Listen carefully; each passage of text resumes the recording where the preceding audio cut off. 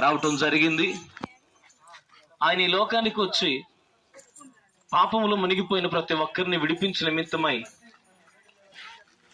తన దేహములో ఉన్నటువంటి రక్తమంతటిని కార్చి పాప విముక్తులుగా మనుషులను చేయడం ఇష్టపడి, ఆ రక్తంలో ఎవరైతే తమ పాపాలు కడుక్కొని శుద్ధి చేసుకుంటారో వారికి నిత్య రాజ్యం వలన ఆశపడ్డాడు.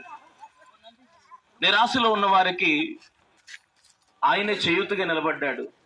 రోగాలతో ఉన్న వారికి ఆయన వైద్యుడే నిలబడ్డాడు.